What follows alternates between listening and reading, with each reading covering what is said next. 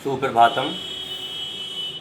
आज हम शास्त्री द्वितीय वर्ष के विद्यार्थियों के लिए पहले जो अपनी क्लास में चल रहा था विषय नरक का वर्णन, आज उस नरक के वर्णन के संबंध में आज अपन आगे चर्चा करते हैं कि नरकों में जो दुख होते हैं वह नरकों के जो दुख हैं वह किस प्रकार के हैं। यह सारा का सारा जो विषय है यह सर्वार्थ सिद्धि ग्रंथ से लिया गया है।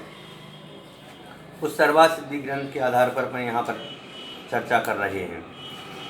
तो सूत्र नंबर है 4, अध्याय 3 का है और उसमें बताया गया है परस्परोदीरित दुखा,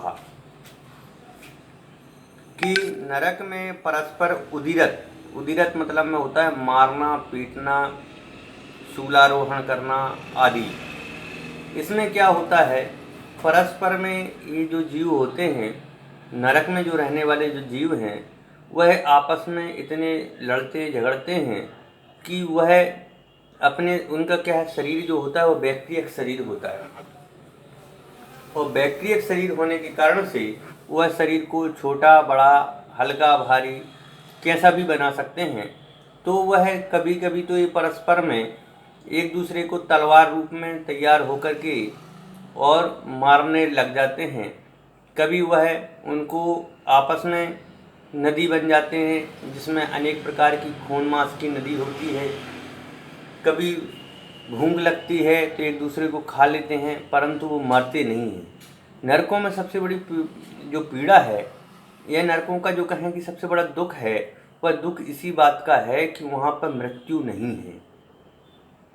नरक में आयु कर्म का जो क्षय जब होगा, क्योंकि इसमें अपन आगे की चर्चा जो करेंगे उसमें बताया भी जाएगा कि कौन से नरक में कितने साल तक कितने जीव को रहना पड़ता है। क्योंकि नरक की जो भूमियाँ हैं या कहें कि नरक हैं, उन नरकों में कई तो बिल हैं और उन बिलों में कई समय तक वहाँ पर उस जीव को रहना पड़ता है। ये सारी की सारी चर्चा अपन इसमें करेंगे।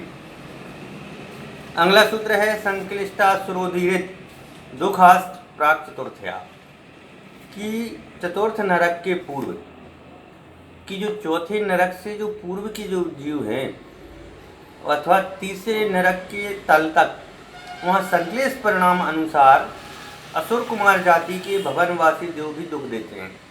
वहाँ क्या करते हैं कि भवनवासी जाति के जो देव होते हैं वह जीव अवधि ज्ञानी होते हैं। अवधि ज्ञानी मतलब पूर्ण अवधि, सम्यक अवधि ज्ञानी नहीं है। वहाँ ये बात ध्यान में रखना, अवधि ज्ञानी तो हैं पर उनका जो अवधि ज्ञान है वह कुअवधि ज्ञान है, क्योंकि मनुष्य गति में ही सुअवधि ज्ञान होता है, अन्यत्र कहीं पर भी कुअवधि ज्ञान ही होता है।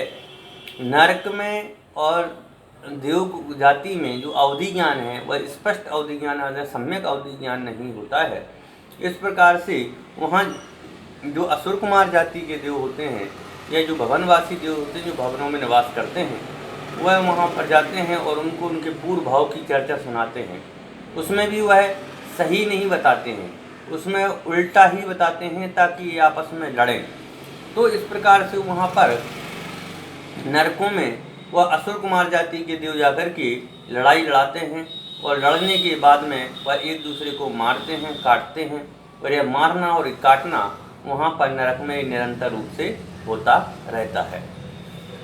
उसके बाद में कहते हैं, छठा सूत्र है, कहते हैं तेक बेस त्रि सप्तदश द्वाविंशति त्रयस्त्रिंशत् सागरोपमः सत्वानां परास्थिति, कि नरकों में नारकी जीवों की जो आयु है वह नारकी जीवों की आयु अलग अलग प्रकार से बताई गई है, जो सागरों में है, जो सागर प्रमाण है।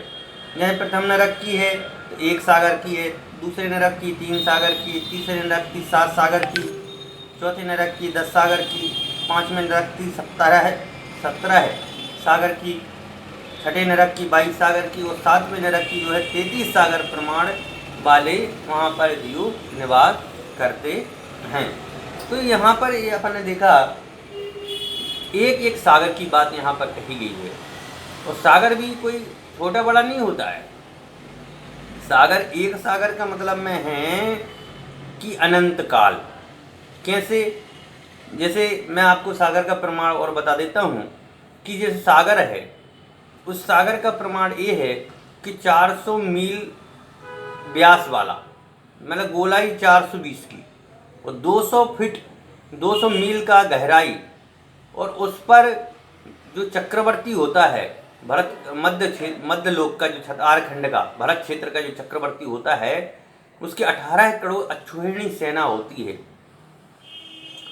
उस कुएं में, जो कुआं है वो 400 मील और 200 मील वाला, उस कुएं में जब मेमना मतलब होता है भेड़, तो जो भेड़ का जो 7 दिन का बच्चा होता है, उस 7 दिन के बच्चे के बाल कि इतने टुकड़े किए जाएं कि दोबारा उसके टुकड़े नहीं हों, और उनको गड्ढे में भर दिया जाए, और जब 100 साल में एक बार निकाला जाए एक बाल, जब वह खाली हो जाए तब वह एक सागर प्रमाण है।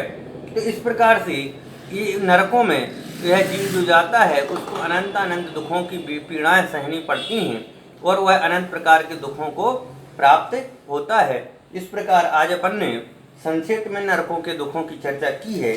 कल हम मध्य लोक के स्वरूप की चर्चा आपके सामने प्रस्तुत करेंगे। जब तक के लिए धन्यवाद।